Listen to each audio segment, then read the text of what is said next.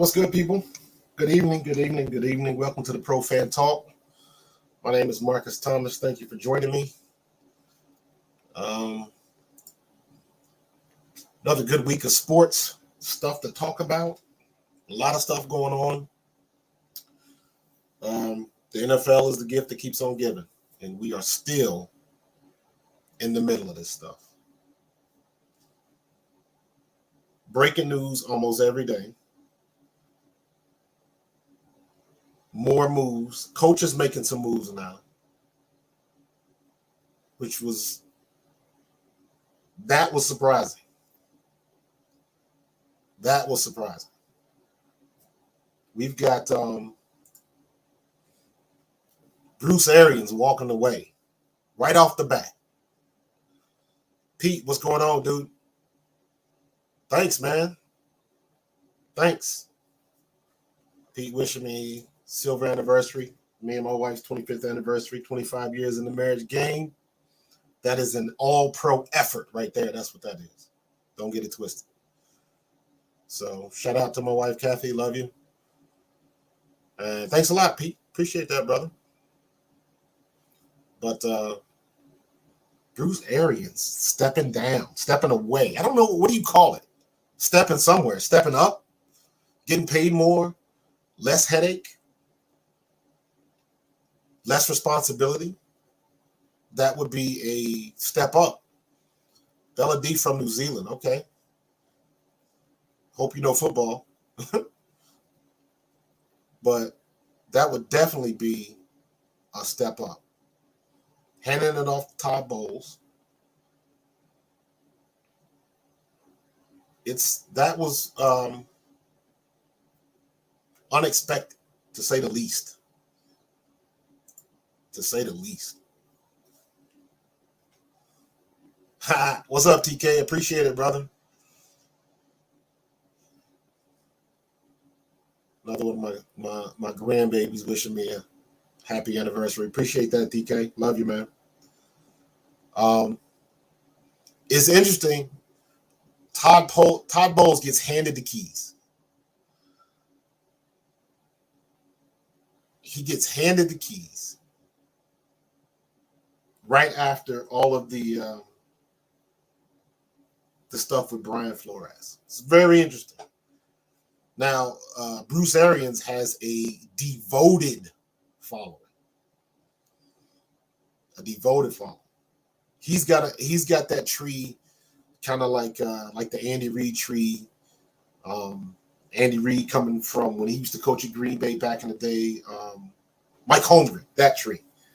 Not the same thing, but it has the same effect. You get people that are loyal to you, and they will stick with you through thick and thin. And Todd Bowles has been a name that definitely deserves head coaching opportunity. And this is the way you do it. Hand it off. Hand them the keys. And of course, because he decided to step away, you know what kind of rumors that starts. This whole Tom Brady rumor mill just gets started all over again. There are all of the rumors about Tom Brady going to Miami. I don't see that happening. I think that's bullshit. I don't know where those rumors are coming from. And you know how I feel about that whole situation with all of these rumors and all these talking heads and Schefters and all of these people that always getting all this gossip. At the end of the day, they're guessing just like we are. They're guessing just like we are. So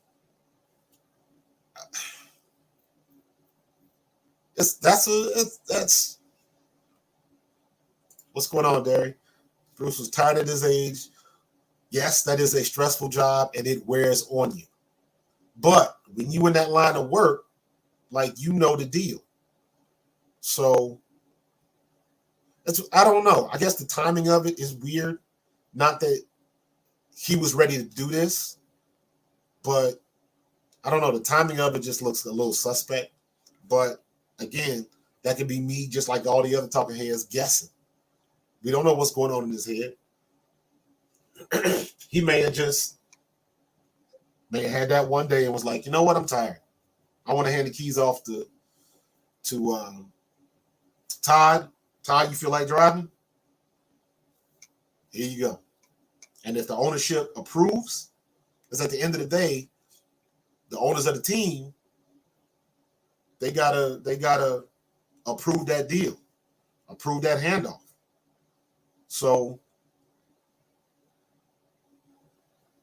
it's not like he had some master plan. You got to get approval to do something like that. So I don't know. What's up, Vince?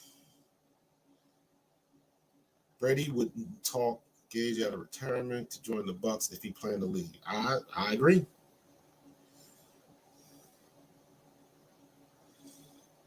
We'll see what happens, though. There's still a lot of time because all of this, this whole landscape is going to change in 3 weeks. It's going to be totally different. After the draft, the shit is going to hit the fan truly. Because you're going to finally see, or at least get a little glimpse of these teams, what the master plan was. So it's going to be very interesting because this is going to be, in my opinion, this will be the most interesting, most anticipated draft that I've seen in a while. Because there's just so much stuff going on. Was Todd ever in the Eagles organization? Was he? I don't think so. I can look that up. I don't know. Was Todd Bowles ever in the Eagles organization? I don't think so. But y'all out there, internet, do your work. Arians isn't a good coach. I don't agree with that, Wayne. Arians is a great coach. You don't win the Super Bowl as a bad coach. Even going back when the Cowboys were still good, when they won the championship with this, what's his name? After Jimmy Johnson left. And then they brought Barry Switzer from Oklahoma. And they said Barry Switzer had an easy job and, he just skated. Like, listen, I don't care what you say. At that level, it is not easy to win a championship, period. So whether you like Barry Switzer or not, whether you think he had just a bomb team, and it doesn't matter. It is difficult to win a championship. I don't care who you got on your team. So for Barry Switzer to keep all of those guys in check, keep those egos in check, keep everybody on the same page, and then get through the regular season healthy, get through the playoffs healthy, and win the Super Bowl, that's an accomplishment. I don't care what you inherited. That happens every year. Somebody gets a team or some player go, look at Tampa Bay last year. Okay, thanks, Vince. Bowles was with the Eagles as a DB coach, as a quarterback coach, secondary. So I thought so, but I wasn't sure. He couldn't have been here very long, maybe 1 or 2 years. Yep, 2012. Yep. So that was Big Red, right? That wasn't, Ray was gone by then. That was Big Red. So yep, Andy Reid, yep, part of Big Red. But you know what? Just another notch for Big Red. People off his tree getting that opportunity and make the most of it. But I tell you what, back to Wayne's comment, there's something to be said for my way or the highway. It's not that simple because a lot of people, and I'll just give you this story based on my experience, and I'm talking about coaching kids, right? When you coach kids, all the parents want to give you tips but they don't want to help. So you're getting all this outside noise and people looking at you cross-eyed because either you didn't play their kid or their kid didn't score a touchdown or you get all of that mess. But nobody wants to actually pick up a whistle, come on the field and help.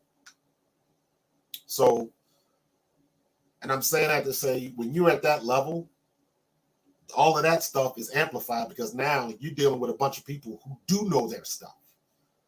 So you got to be secure in your plan and your scheme or whatever it is that you're doing, and you got to want to stick to it. Because the minute you change up and things don't go your way, they're getting rid of you. If you're doing everything the way you want to do it and it's not working, they're getting rid of you. So that's a very thin line. You got to be good enough to be able to recognize the places you need to change up a little bit and make the changes. And the people you got on your staff that are making those changes, you have to have trust in them that they're doing the right thing. And in this day and age, you can't, that's a little bit harder to say because everybody's trying to get their own job. Everybody's trying to cash in and get their next check, and everybody wants to level up. Everybody wants to level up. So if my way or the highway is different, I look at it like this. The minute you get a job somewhere, the clock is ticking. There are very few exceptions to that. Belichick is an exception. Tomlin is an exception. Arians was an exception. The guy in New Orleans, he was an exception. These guys are walking away when they want to walk away. But doesn't really happen like that. Most of the time, it doesn't happen like that. So I'm like, if you're going to get me, I'm going to make it worth my while. I'm going to go out swinging, and I'm going to go out swinging my way. If it's not working, well, at least it's because of me. It ain't because of nobody else. So the last thing you want to do is be on your way out the door talking about, I should have stuck with my first mind and did it this way, the way I set out to do it and had to listen. You don't want to be in a situation where you talk about you shouldn't have listened to somebody else. You don't want to do that. So go out the way you want to go out.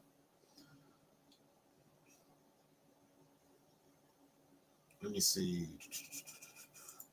What's up, Jake? Always been a fan of BA.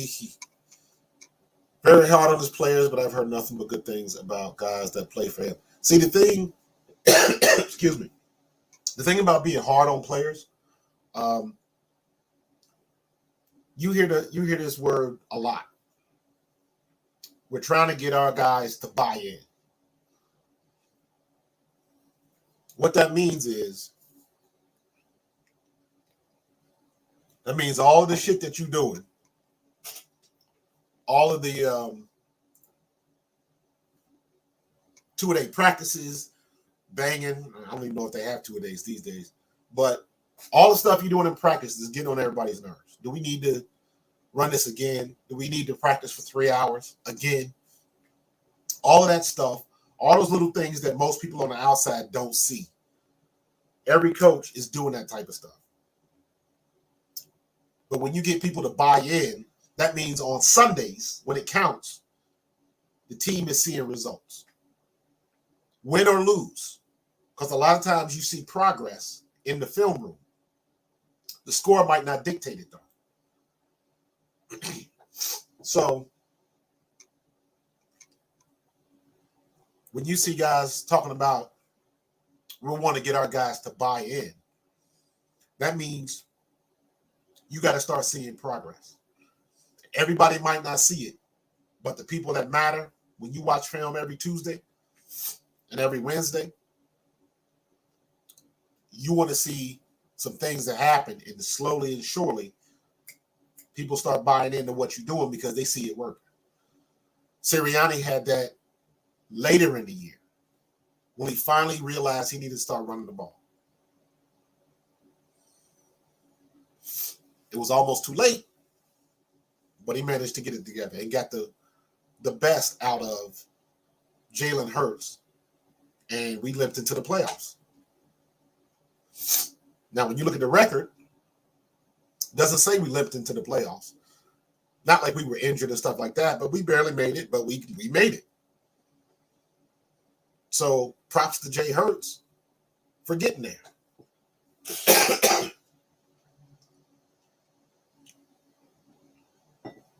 So you gotta be able to buy into that, and you gotta be able to see results. So now what's happening is where do we go? Looking at all of this Tua talk, because now it's very interesting.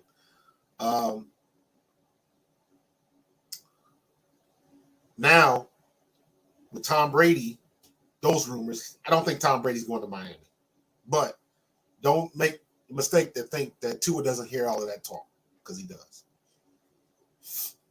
So whatever he's going to do, I think Tua's going to have a great year this year.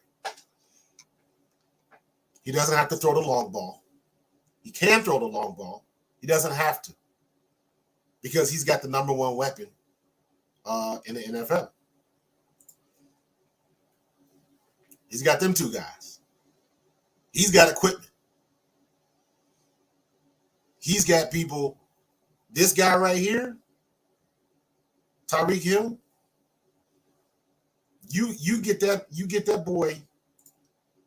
You get that kid the rock on a 5-yard slant and watch him take it 50. That's the kind of weapon he is. I saw the comments by Alex Smith. Alex Smith used to play for the Chiefs, and I believe he was there Tyreek's rookie year, first or second year, I think.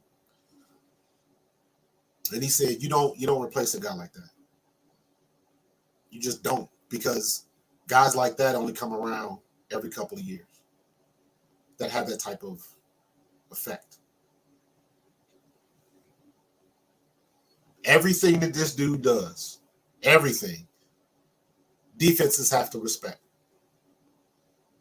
He is somebody you game plan for, which is why Kansas City had so much success moving them all across the field. You have to pay attention. They could use him as a decoy, and it would open up a whole other side of the field, because everybody's concentrating on which side he goes in motion. Are they going to hand it off? Are they going to screen him? Is he going deep? Is he going to cut it under? Across the middle? Never know what he's going to do. And if he gets his hands on the ball, it could spell trouble for him. That's the kind of player he is. So, no, you don't replace that. You hope you find somebody else that's as good. And I'm trying to think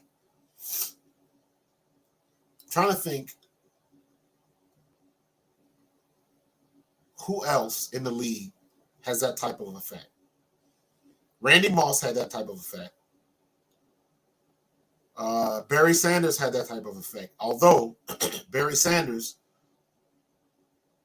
did not, I don't think Barry Sanders had the effect like Tyreek does, because Barry Sanders never went. He did a lot of screens, but he never ran any pass patterns. So if you could stop Barry, you were good. You stop Tyreek, you got the other dude. You got Waddle still over there. So it's a little bit more than one dimensional. So you got a whole different outlook. And let's say you stop Waddle and then you stop Tyreek, because there was a couple of games last year and the year before that where defenses shut Tyreek Hill down, all the way down. And they had nobody else to answer for. But that was few and far between. A couple teams did it. A couple teams tried. One or two were successful. But eventually, he's going to get free. So he opens up too many lanes. He might make Patrick Mahomes come down to earth just a little bit. So we'll see what happens. We will see what happens. Let's see. Now, what does that do for this guy? Nothing.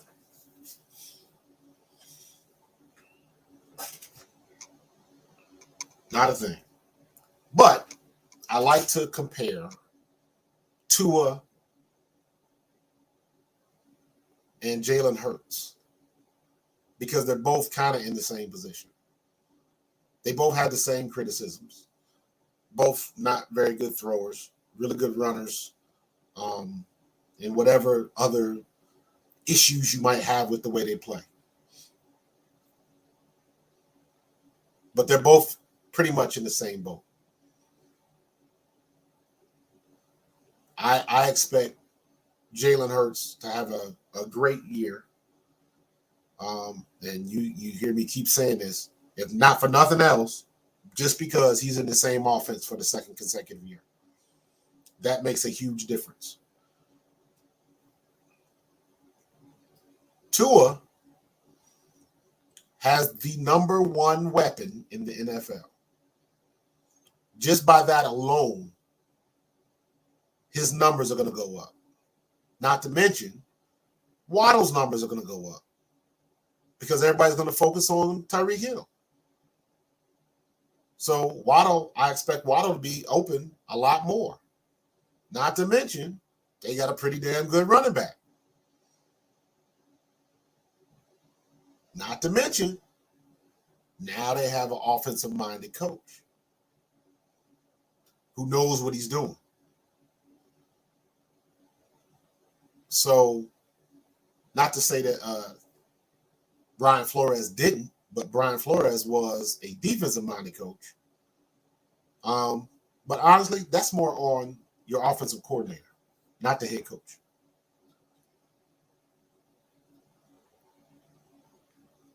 One thing that's interesting, if you have a offensive head coach or if you have a defensive-minded head coach, if your offense sucks, your OC gets tanked. They'll get him out of there. If you have a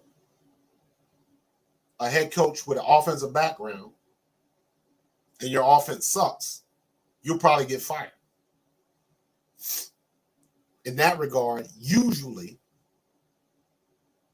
in this most recent case excluded, usually they'll let the GM will get another offensive coordinator in there.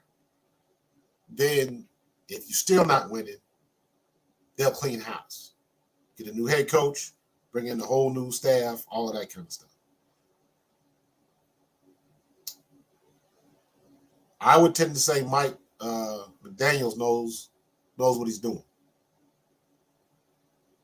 So it'll be very interesting to see the matchup because I'm going to watch both of them this year, Tua and Jalen Hurts. Because unfortunately, well, in both situations, I think if Tua doesn't light it up with the weapons that he has, he's gone. If Jalen Hurts doesn't light it up with the lack of weapons that he has, I take that back. I can't say that. He's got weapons. He's got the best rookie. He had the best rookie receiver we've ever had. And he's got one of the better tight ends in the league. So he's got weapons. But his passing has got to be better. It's got to be better. You guys probably heard what I said. I think I said last week. He heard all of that talk on tape about him not being able to read the defense. He's the type of dude, he's got the type of character that he's not going to run away from that. He's like, I got to prove you wrong. And that's what he's got to do. I don't need a long ball from him. He can throw it. I don't need it, though. I need him to throw 15 to 30, and I'm good. Because one of those 15 to 30-yard balls is going to end up a 60-yard touchdown or a 50-yard touchdown or a 70-yard. Somebody's going to take one to the house. That's the way it works. I don't need a 60-yard bomb in the air. Don't need that. Most of those are incomplete anyway. We need a guy that can go across the middle, make a couple people miss, and make a play. We need a playmaker. So if we do manage to get one out of the draft, I'm hoping we can pull one of these wide receivers, maybe Olave from Ohio State, maybe that kid from North Dakota State, that 6'3" kid that runs a 4.3. Yeah, I want that dude.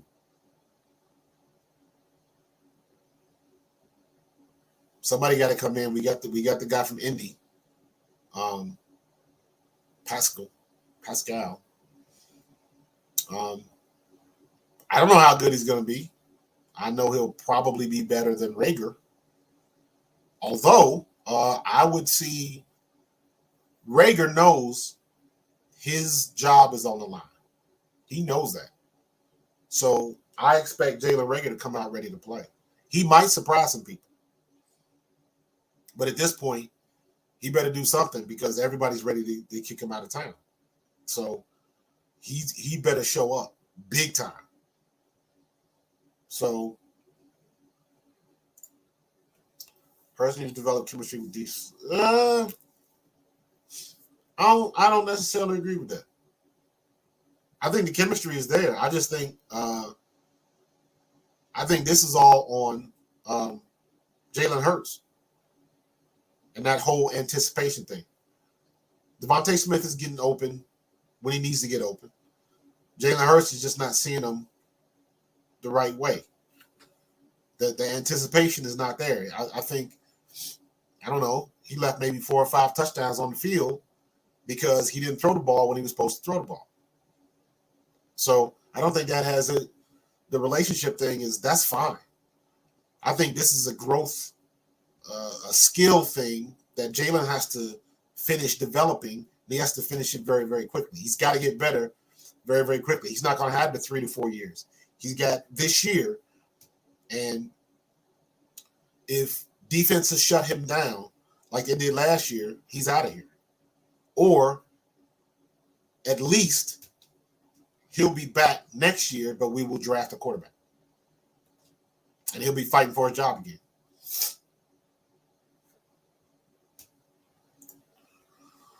If Rager doesn't produce this year, he's got to go. Yeah, that's Captain Obvious, man.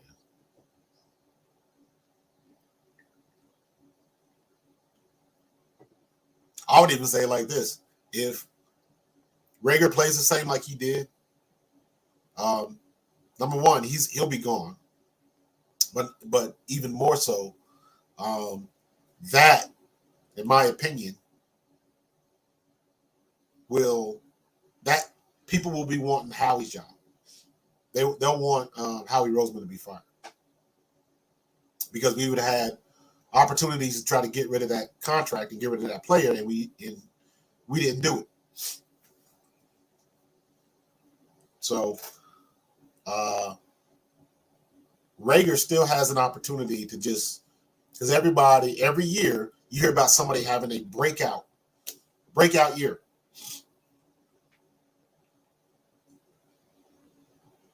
So I don't know what he has to do. I don't know why. I mean, I know why. You done paid him the money, so now you're going to get the most out of what you can get out of him. Same thing with Derek Barnett. Same thing with Fletcher Cox. What y'all think of Barnett and Cox? Knew Cox was going to stay. I don't necessarily mind that. And honestly, I don't necessarily mind Barnett staying. It doesn't bother me that much. Because we know what we got. He's not a bad player. He's just brain dead sometimes. That's the frustration with Barnett. He's the face of third and long, and we want to get the ball back to the offense. Oh God, I hope Barnett doesn't get a penalty. I hope he doesn't get a penalty. He's that guy now. Rightfully so. Rightfully so. He's that guy now. He's gonna same boat. I look at him like Rager now. Like, dude, you might not make it to the second year of that contract. But you better get your head together and start making plays. And not make more plays than you cost us. I'll say it like that. He got to make more plays than he costs us. So the pressure will be on him. And, Philly, if he starts making them dumbass mistakes again, people going to rip him a new one. So that's what it is.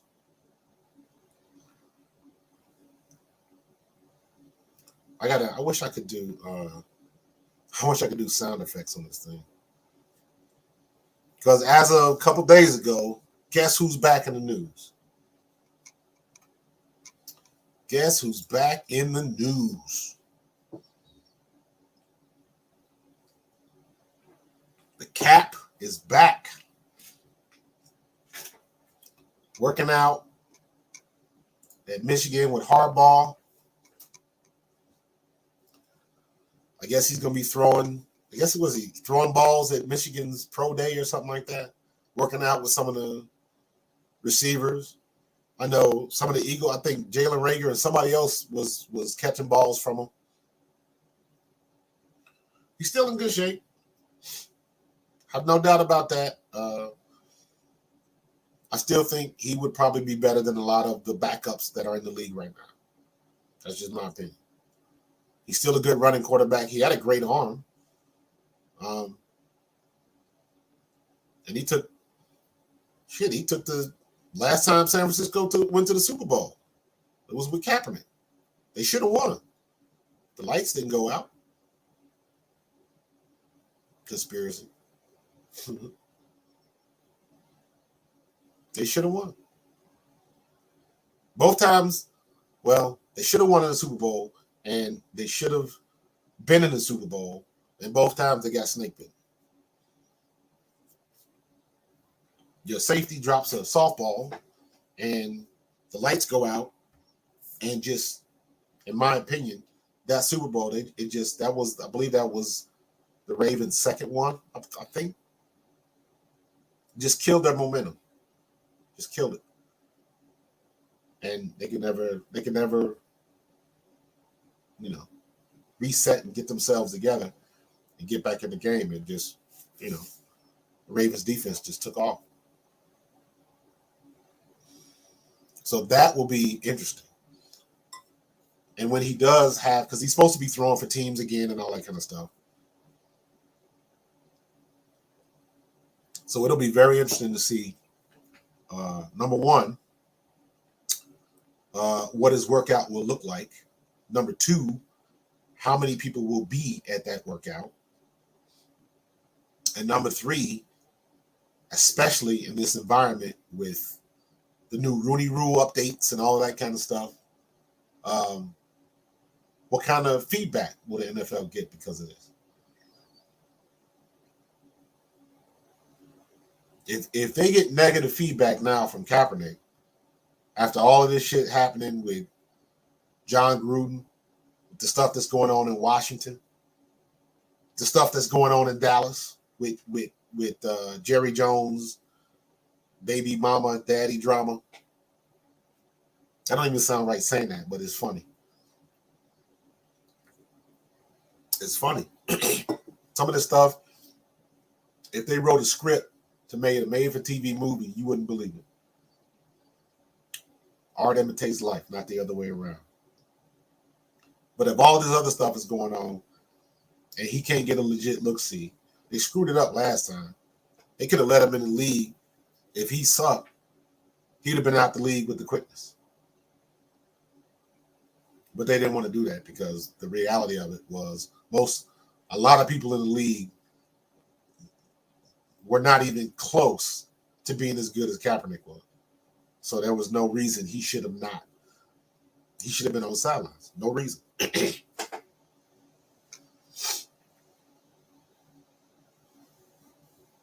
So they got another opportunity to get it right. They'll probably the NFL they will probably overcompensate. They would most likely overcompensate. So we'll see what happens. We'll see what happens.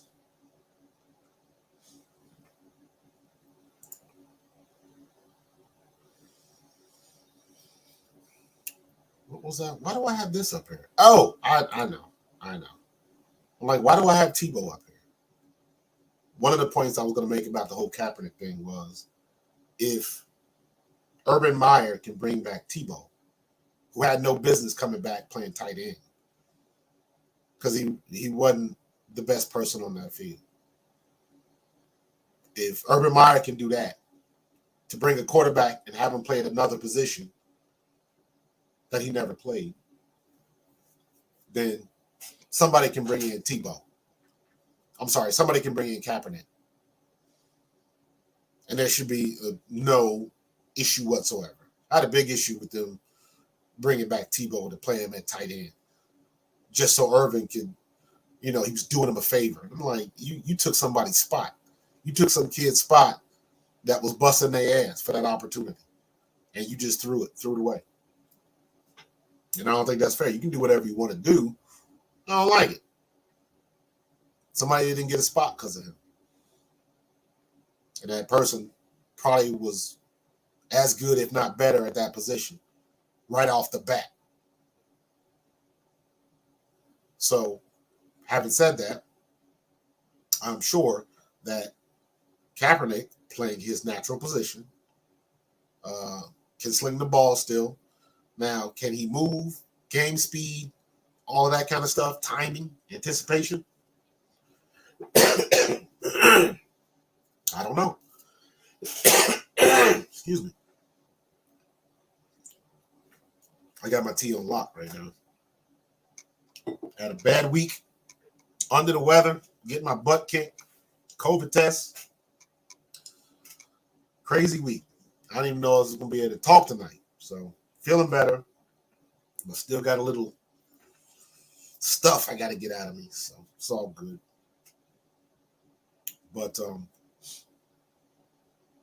yeah, we'll see. We'll see what we'll see what they're going to do with Cap. If somebody gives Cap a shot, that'll be interesting to see what they do. So, that will be very interesting. And we just had some breaking news.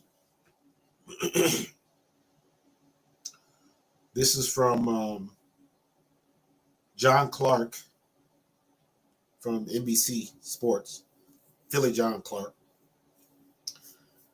via Yahoo Sports.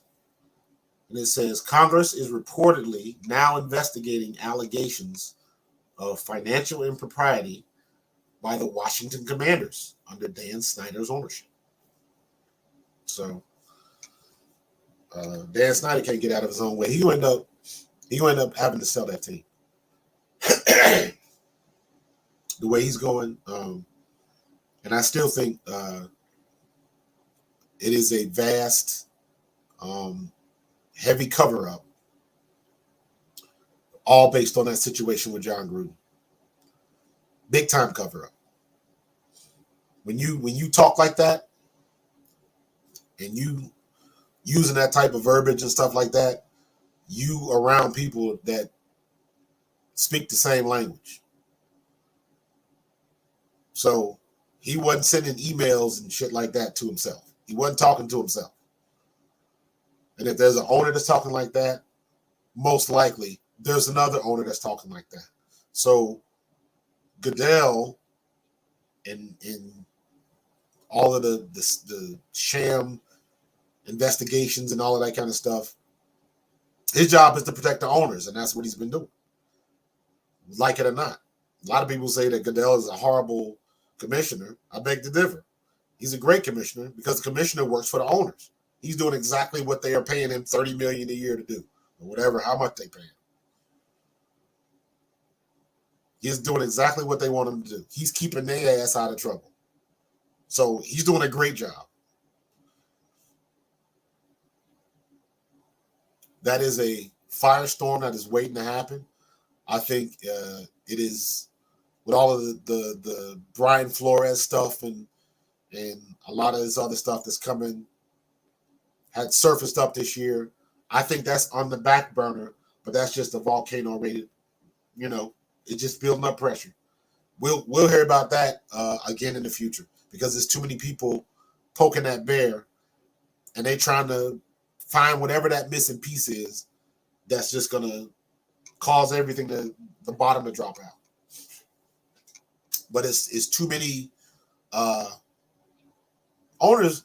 All the money that these people have, the owners are stupid. You look at all these people that can't figure out how to send a text message right. Whether it was what was the Robert Kraft? He had issues. I think didn't he have some of the same issues like Deshaun Watson? He had massage girls or something like that in New England. But in any case, these old guys with all this money don't know how to use technology, and they do dumb stuff, and they get themselves in trouble. Email is the easiest thing to do, and a lot of these people can't figure out what the hell they're doing. Don't press send. So I already know if they found emails, how the hell are you going to find emails for one person? That's impossible. If you pull in servers, anybody that knows anything about IT and all of that kind of stuff, you pull everything. So they got some shit on some of those other owners. Point blank in the store. So Goodell was saving their ass as best he could. So that story is coming back. Rest assured. Rest assured. One of the things I wanted to go over tonight, and I'm going to be doing this every week until we have our draft. And I just did this last minute stuff. And this is strictly I just pulled this from ESPN, ESPN.com. And this is ESPN's mock draft.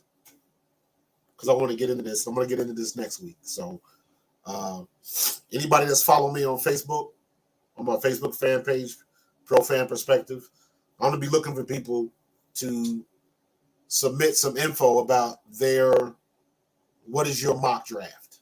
What does your mock draft look like? Who should we get? Who do you think the other teams are getting? A lot of times, they'll take, whatever ESPN says or whatever Pro Fan Football says, all the way up to our pick. And then who do I want the Eagles to pick up? So even now, if you're still in the chat, who are you looking for the Eagles to pick up? I know I want Olave. I know I want that kid, Nakobe Dean from Georgia. I know I want that kid, Jordan Davis, defensive tackle that ran the 4.8. I would love to have that kid. The receiver from North Dakota State, the one that ran the 4.3 at 6'3". That dude. I would love to get him. Lloyd of the year. I would not mind Lloyd. I heard some people say this is the best draft for rush edges that we've had in a very, very long time. And I would love to get another rush edge. I don't think they're going to do that because they re-signed Barnett. So I don't know. I still think we will trade a pick. I hope we trade a pick and spend 2. Draft 2 players, trade 1. If they trade a pick, that means that Howie's trading the pick for next year, and that pick would possibly be setting us up to get a new quarterback. Howie's just setting himself up. I ain't mad at it. I want to see Jalen Hurts be our QB, period. That's what I want to see. But I know the reality of this situation and how he's going to set himself up for next year if he can. I would love to see a receiver, a linebacker, and a safety. But I don't think we're going to draft a linebacker.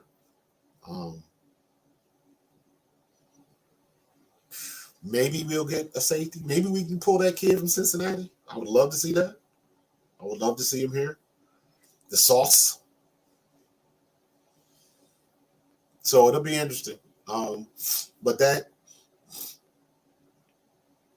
whatever we do or don't do, is going to determine how we handle next year. But that is not going to change Jalen Hurts' outlook for this year. He has got to show up. I really, really, really, really want a receiver that's going to, because I think Pascal will be good at slot. I think he'll be serviceable. I think he'll be, all he has to be is better than Jalen Reagor. That is not hard to do right now. I would love to see a burner on the outside.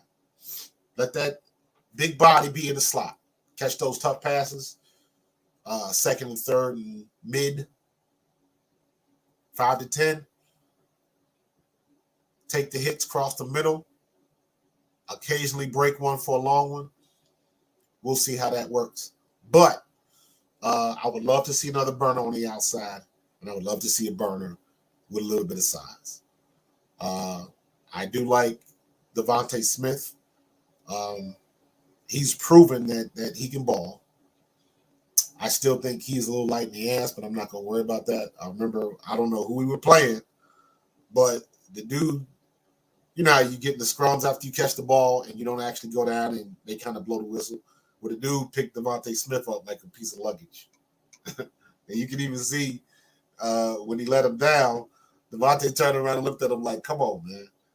I just thought that was funny. I was like, dude, when you were like 160 pounds and these dudes throwing up 400 something in a weight room, that's what you get. So, but Devontae's gonna be fine. I think Pascal's gonna be okay, because the one thing I don't take for granted is Pascal is one of Sirianni's guys, and there's something to be said for that. That Sirianni had to pull for him to like go get this dude. So now the pressure's on both of them. I brought you here because I believe in you. And now people are looking at Sirianni like, why did you bring him here? So there's going to be pressure on Sirianni to insert him in the offense and make him productive. I like that because now if you make him productive, you could have made any other decisions before too. You could have made Goddard more productive. You could have made Smith more productive. But it'll be dependent on how you run your offense. And one thing I'm gonna predict is I think McDaniel is gonna have a very good year in Miami because of his weapons, because of Tyreek Hill. I don't know if they'll go to the Super Bowl. It's weird because if Miami doesn't go to the Super Bowl, that's okay. As long as they're better than they were last year and get to the playoffs. They got to go to the playoffs. If Kansas City doesn't go back to the playoffs and doesn't go back to the Super Bowl, they can talk all the shit that they want. They lost a weapon. And they're in the same boat like everybody else. So it's not a break my glasses. It's not a win-win for both teams. Kansas City has to go back to the Super Bowl to say, hey, we didn't need them. Miami just has to make it to the playoffs. If Miami doesn't win the Super Bowl, it's like, yeah, I didn't see you win the Super Bowl anyway. So, a lot of pressure. Lots of pressure. But I want to see.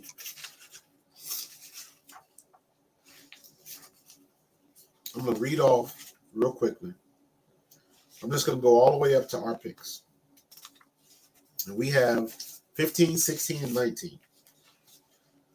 So, and what I'm hoping is, let me see. This is, who made these picks? What's his name on ESPN? Tenenbaum, I think it is. So, Jacksonville's picking number 1. They're picking up the DN from Michigan. Aiden Hutchinson. Lions are picking up Gardner, the cornerback from Cincinnati. That's Sauce. Maybe he'll fall to us. Probably. You never know. Houston picking up Kyle Hamilton from Notre Dame, the safety. Garrett Wilson. The Jets are picking Garrett Wilson from Ohio State. A lot of people like Garrett Wilson a little bit more than Olave.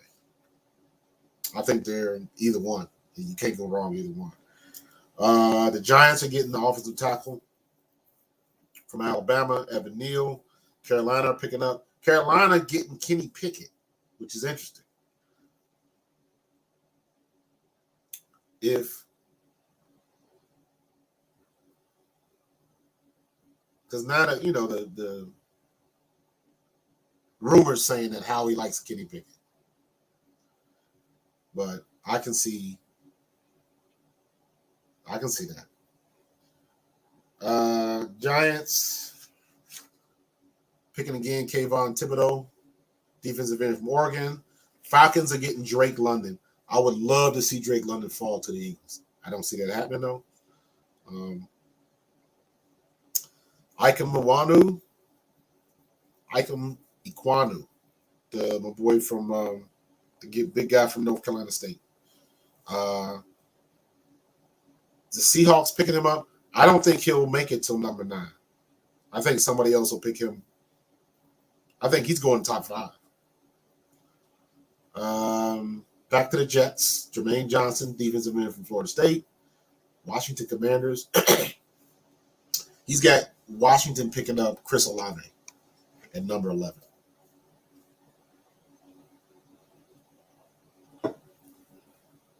Vikes number 12. Vikes getting Trayvon Walker, defensive end from Georgia. Texans picking up Charlie Cross from Mississippi State, offensive tackle. I thought, in my mind, I think there'll be a couple more offensive linemen gone before this. Baltimore Ravens, Linderbaum from Iowa, the center.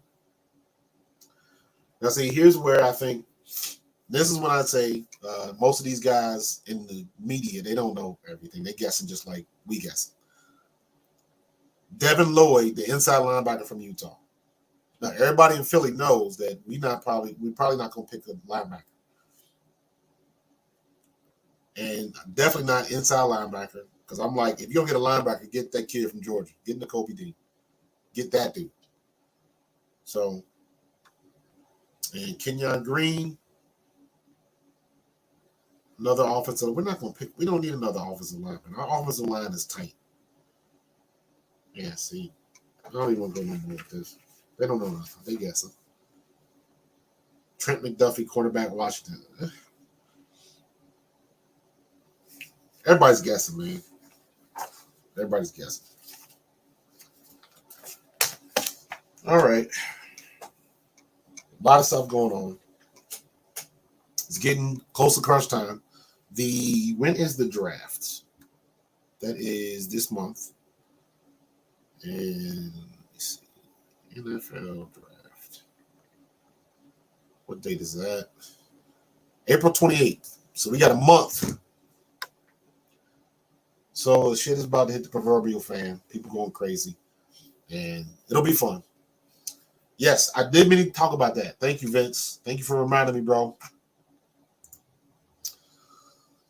I've been saying this for weeks, that there is always one guy at the combine that the workout or the pro day or whatever, and all of a sudden that guy shoots up the charts.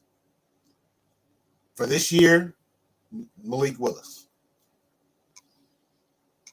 That guy had that pro day, and he chucked that ball 70 yards or whatever it was, and everybody's jaw dropped. So it doesn't mean anything when you can throw a long ball against air. That means absolutely nothing. It's fun to see, but it means absolutely nothing. The quarterback that I saw in my lifetime, in person, that threw the best ball I've ever seen in my life, and he was garbage. He wasn't garbage. He just wasn't good, and that was Jeff George. That dude can sling the rock. I'm sure you can find videos on YouTube. That dude can throw that ball. Man, he can sling that rock. But he wasn't that dude. He had like ego issues. Like he thought he was all world and he wasn't. And nah. But he can sling that rock though. But he wasn't winning any championships. So that's great. And I hope the kid will get picked up. And I hope he gets to a program where they can teach him how to be a quarterback. Because it doesn't matter what you can do versus air. So, but I'm about to get out of here, man. One more thing real quick. Wanted to give a shout out to my nephew, Randy Bell, local kid, Timber Creek. And he is playing overseas in Indonesia for Bumi Borneo. And he is doing his damn thing over in Indonesia. Proud of him. If he sees this, love you, bro. I used to coach this kid with the GT Stallions, and he was my little chubby fullback. Always a good athlete. And then all of a sudden, he transformed into this little chubby fullback and grew up to be like 6'4", 6'5". Dunking on fools. So keep doing your thing, nephew, and hopefully we'll see you at the next level. But I'm going to get out of here and drink me some more tea and get this throat together because I feel a lot better, but I'm still not quite 100%. And I will see you guys next week with some more info. So check me out on Facebook. Hit me up if you have any questions. You know I will contribute and get back to you. You guys have a good week. Have a good weekend. Be safe. And I will holler at you next time. Peace.